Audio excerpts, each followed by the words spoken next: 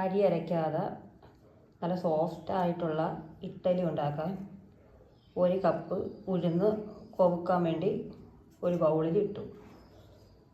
അതിൽ കുറച്ച് ഉലുവ ഇടാം, കുറച്ച് ഇട്ടാൽ മതി. ആവശ്യത്തിന് കൊവുരാൻ വേണ്ടി വെള്ളം ഒഴിച്ചു കൊടുക്കുക.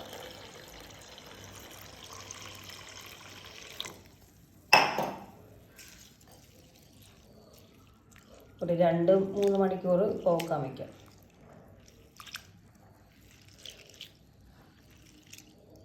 ഇന്ന് നല്ലതുപോലെ പോന്ന് കഴിഞ്ഞു. ഇത് മിക്സിയിലിടായത് ഉഴുന്ന് 2 മണിക്കൂറായി. കഴുകി വൃത്തിയാക്കി വെച്ചു. മിക്സിയുടെ ജാറിലോട്ട് മാറ്റി. ഇനി കുറച്ച് ആടാൻ വേണ്ടി കുറച്ച് വെള്ളം ഒഴിക്കാം. ദോശയൊക്കെ ആട്ടുന്ന പോലെ അത്രയ്ക്ക് വെള്ളം ഒഴിക്കണ്ട. ഇതിന് വെള്ളം കുറച്ചാണ് ഇഡ്ഡലിക്ക് ഉണ്ടാക്കുന്നത്. കുറച്ച് തന്നെ ആട്ടിയെടുത്തു. മിക്സി നല്ലതുപോലെ അരിഞ്ഞില്ല. ഇനി ഇതിൽ കുറച്ച് ചോറും കൂടി ഇട്ടാട്ടാം. സാധാരണ ദോശയ്ക്ക് ഇഡ്ഡലിക്ക് ഇടുന്ന അത്ര ചോറ്.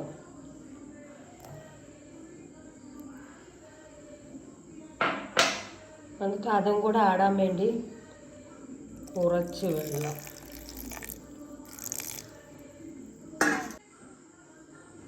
രണ്ടും കൂടി നല്ലതുപോലെ അരഞ്ഞ് കിട്ടി. നോക്കിയാണ് നല്ലതുപോലെ അരഞ്ഞായിരുന്നു.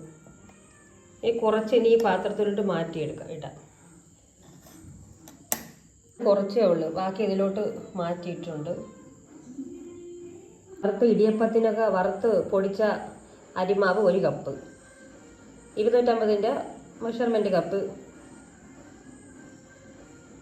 അത് ഇതിലിടണം. ഈ ബൗളിൽ കപ്പും കൂടെ 2 കപ്പ് വേണം. മെഷർമെൻറ്റ് കപ്പിൽ 250 ml-ൻ്റെ ഒന്നും കൂടെ ഇടണം. ഉഴുന്ന് 1 കപ്പാണ് ആദ്യം എടുത്തത്. ഇതിൻ്റെ അതാണ് അളവ്. 1-ന് 2 കപ്പ് അളവ്. 1 കപ്പ് ഉഴുന്നിന് 2 കപ്പ് മാവ്. ഇത് ഈ വെള്ളം ഒഴിച്ച് കുഴച്ച് ഒരു രൂപത്തിൽ, ഒരു സാധാരണ വെള്ളം ഒരുപാടാവരുത്, എന്നാൽ കട്ടിയും കുറച്ചുള്ള രൂപത്തിൽ അങ്ങനെ ആക്കിയെടുക്കാം.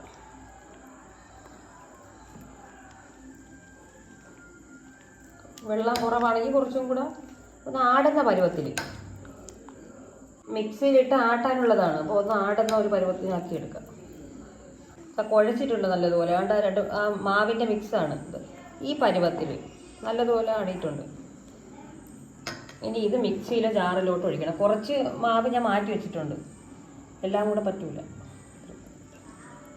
മിക്സിയിൽ ജാറിൽ നിറച്ച് ഒഴിക്കാം.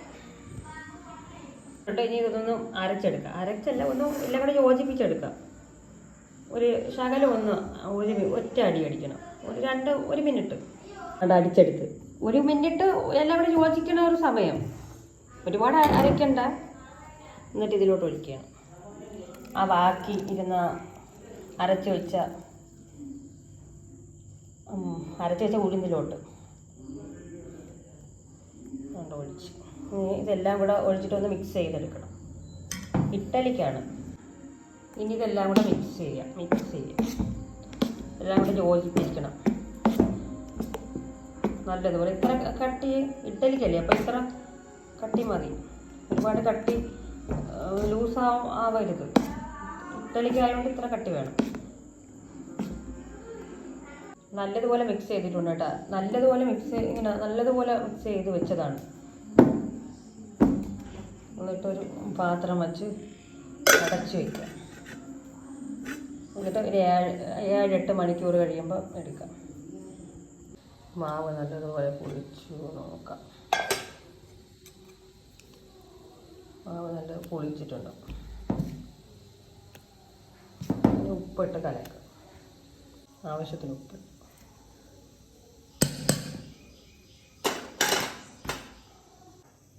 നല്ലതുപോലെ ഉപ്പിട്ട് കലക്കിയെടുക്കും. നല്ലതുപോലെ കലക്കിയെടുക്കും മാവ്.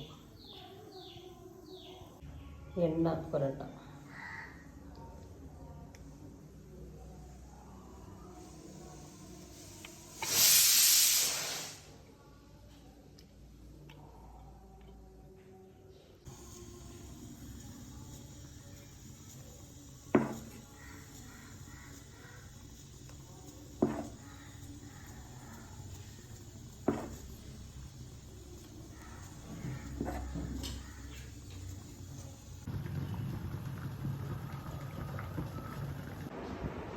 ഇഡ്ഡലിയെ തണുക്കാൻ പറ്റിയിട്ടുണ്ട്.